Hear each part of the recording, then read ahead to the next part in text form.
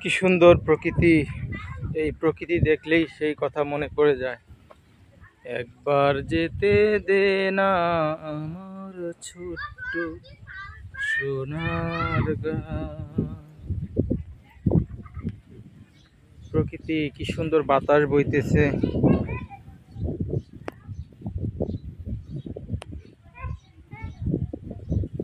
কৃষক গাছ মাঠে কাজ করতেছে।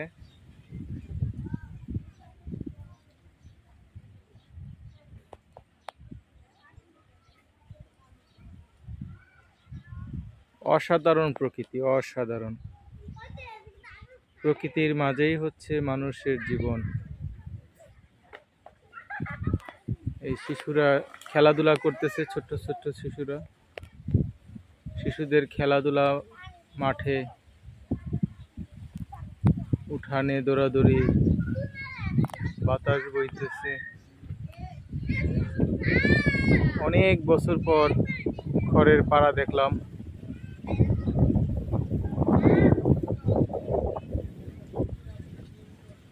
গাছপালা, অনেক সুন্দর প্রকৃতি। এক পাশে বিল, এক পাশে গাছ, বাড়িটাও অনেক অসাধারণ সুন্দর।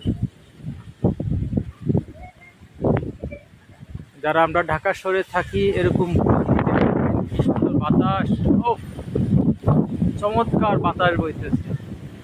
বাতাসে গাছের পাতাগুলো কিভাবে নড়তেছে, ডালপালা নড়তেছে, এত বাতাস এই জায়গাটায়,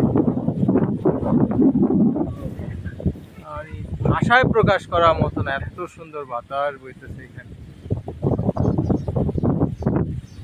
আমরা দেখতে পাচ্ছি যে মাঠের পাশে পুকুর, বিল, পুরো প্রকৃতি যে তো সৃষ্টিকর্তা নিজ হাতে সাজিয়েছে, এত সুন্দর প্রকৃতি।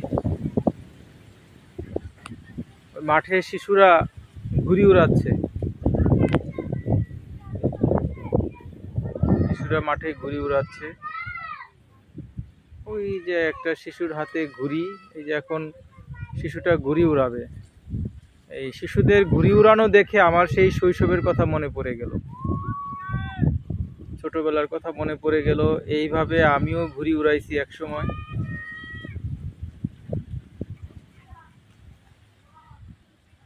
এই যে ঘুড়িটা উড়িয়ে ফেলছে শিশুরা। ধান ক্ষেতের পাশে জলাশয়, নারিকেল গাছ, বড় বড় নারিকেল গাছ সারিবদ্ধ। এখানে পুকুর আছে, পুকুরে মাছ আছে, মাছ খেলাধুলা করতেছে। এই যে মনোরম পরিবেশ, এই মনোরম পরিবেশ একবার যদি দেখে তাহলে মনটা ভালো হয়ে যাবে।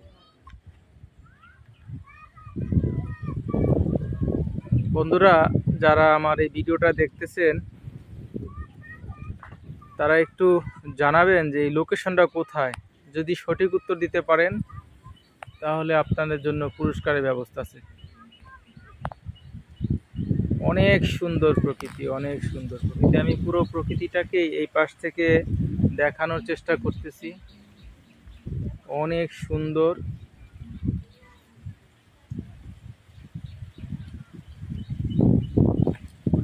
কৃষকরা ওই যে ভুট্টা ক্ষেত থেকে ভুট্টা নিয়ে আসতেছে, ভুট্টা কেটে নিয়ে আসতেছে। এই বিশাল বড় ভুট্টার বাগান আমরা দেখতে পাচ্ছি যে অনেক জায়গা জুড়ে, অনেক জায়গা জুড়ে ভুট্টা চাষ হয়েছে এই গ্রামে। ভুট্টা ক্ষেত থেকে ভুট্টা নিয়ে আসতেছে। আর এই মাঠের যে ছেলে কৃষকরা খেলাধুলা করতে ঘুড়ি উড়াচ্ছে, কি সুন্দর ঘুড়ি উড়াচ্ছে ওরা। আর এত সুন্দর বাতাস, মুগ্ধ করার মতো। বন্ধুরা, এরকম নতুন নতুন ভিডিও দেখতে হলে আমার পেজটাকে ফলো করুন, লাইক করুন, কমেন্ট করুন এবং বেল আইকনটি বাজিয়ে দিন। তাহলে এরকম অনেক সুন্দর সুন্দর প্রাকৃতিক ভিডিও দেখতে পারবেন। আজকে এখানেই সমাপ্ত। আল্লাহ হাফেজ।